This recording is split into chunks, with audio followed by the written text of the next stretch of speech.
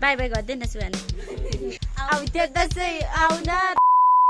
Hello साथीहरू, good morning, नमस्ते, सेवा, welcome back to my YouTube channel and I hope सबैजना सन्चै हुनुहुन्छ भन्ने आशाको साथमा म चाहिँ न्यू ब्लग स्टार्ट गरिसकेँ र तपाईँहरूकोतिर चाहिँ दसैँ कस्तो चलिरहेछ होइन। हाम्रोतिर चाहिँ भने एकदम के भन्छ नर्मल भइरहेछ, सानसुन, तर पनि दसैँ जस्तो फिल भइरहेछ अलिअलि चाहिँ।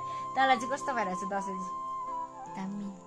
यिनीहरूलाई चाहिँ अहिले दसैँ लागिरहेछ किनभने चाहिँ पैसाको लागि मात्रै हिँडिन्छ नि त। सानोमा चाहिँ हामी चाहिँ पनि पहिला चाहिँ पैसाको लागि मात्रै कुद्थ्यौँ, सानोमै मजा हुने रहेछ जे पनि। तर अहिले चाहिँ भने मलाई चाहिँ दसैँ पनि नआओस् जस्तो लाग्छ कहिले कहिले चाहिँ।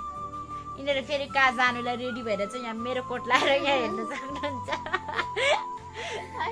दिदी बहिनी बेसी हुनु पनि एउटा फाइदै हो, किन भन्दा कपडामा चाहिँ फाइदै हुन्छ नि त। हामी त 7 जना छोरी हो नि त, एकजनाले कपडा फेको भने अर्कोको लायो, अर्कोको फेको भने अर्कोले होइन। अनि त्यही हो, लास्टमा चाहिँ मलाई नै पुग्छ। अनि लास्टमा चाहिँ यो कान्छी हो नि त, त्यही भएर सबै कपडा जति यसकैमा थुप्रिन्छ लाएर फेकेको कुराहरू चाहिँ। पुरा यिनीहरू चाहिँ पुरा रमाउँदैछ है, जाने अरे तल कोमाहरूकोमा। अनि यहाँ पुरा खुसी भइरहेको छ। कहाँ जानु आँटेको त? कहाँ जानु आँटेको लु भन्? कोमाहरूकोमा। प्रतीक कहाँ जानु आँटेको? पेरेममा जानु आँटेको अरे। उसको पापाको नाम भन्दैछ प्रतीकले त। कोमाकोमा भन्न, कोमाकोमा जाने भन्ने। यहाँ चाहिँ देख्दा मात्रै यस्तो यहाँ चाहिँ दसैँको गाइस झमेला भइरहेछ, यहाँ देख्नु सक्नुहुन्छ।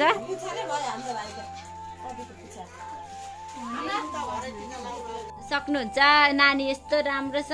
हाई भनिदेऊ, हाई भनिदेऊ।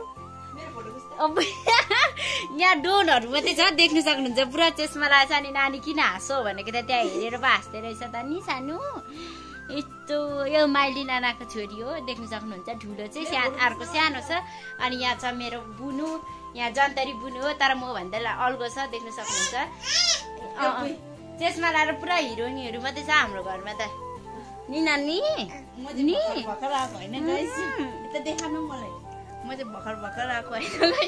कहाँदेखि आएको भन्न, तँ पनि भन्न न, हाँस न। मलाई हाँसेको बन्दै मन पर्दैन है, बिना रिजन, विदाउट रिजन। म चाहिँ हाई भनिदेऊ नानी, यस्तै हात हल्लाएर हाई भन। नो उसले लड्छ। साथीहरू बोल्नु सक्दैन, सानै छ नि त। खै म झारिदिन्छु ल। कस्तो भइरहेछ घर यत्रो दिनमा आएर, आई मिन महिनामा? एकदम खेलाउँछ अरे, दिन खेलाउँछ। ऊ तान्दैछ यहाँ। नानीहरू चाहिँ यहाँ खेलाउनु मात्रै खोज्छ नि त। कसको चेस्मा लाएर पनि हालेछ होइन, पक्कै मागेर ल्यायो होला। आइन्दा नसुते भत्राको कालिसे भन्छ नि।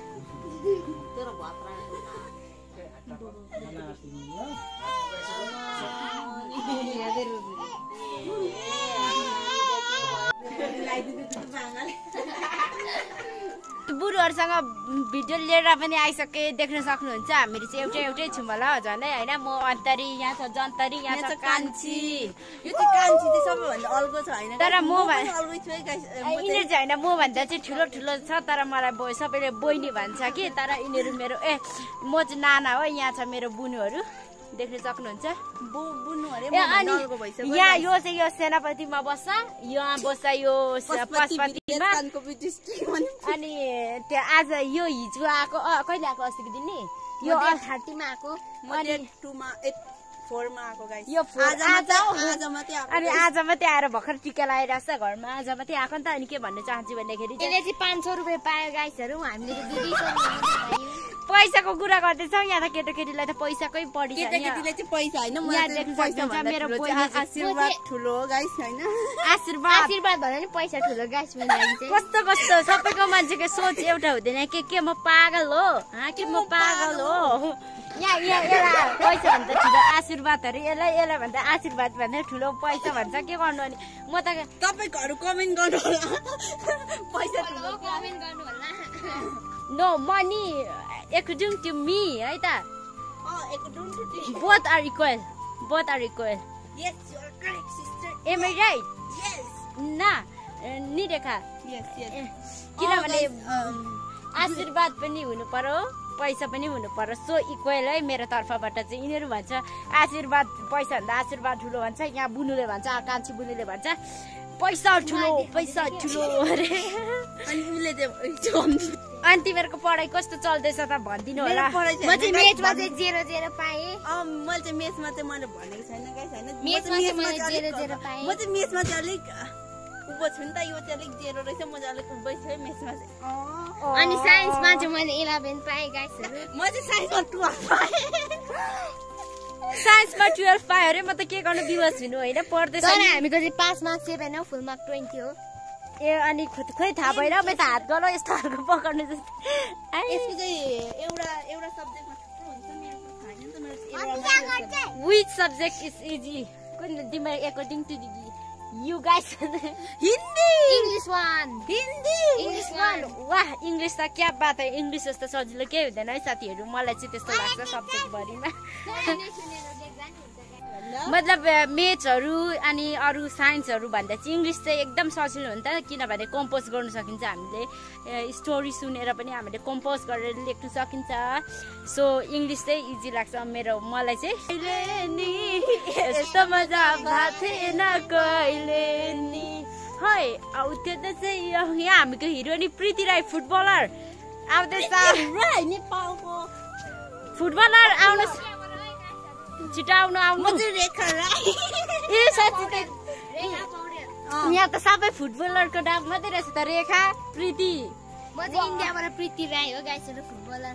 ल नाचौँ. आउँथ्यो जस्तै देखिन्छ कि नाचौँ. आउँथ्यो दसैँमा. आउँथ्यो दसैँ आउन तपाईँले नि. यस्तो मजा भएको थिएन कहिले नि. यहाँ सुतिराखेको छ माइली नानाको छोरी, सानो छोरी देख्न सक्नुहुन्छ है. यहाँ खेलिरहेछ मोटी. बाई बाई साथीहरू. If you enjoy this video, please subscribe for more content. है त बाई. के भन्न चाहन्छौ?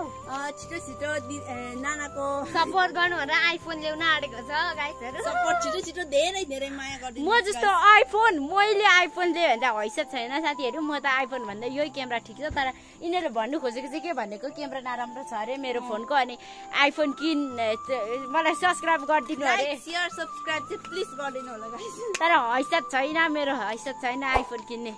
सो त्यही हो. By by.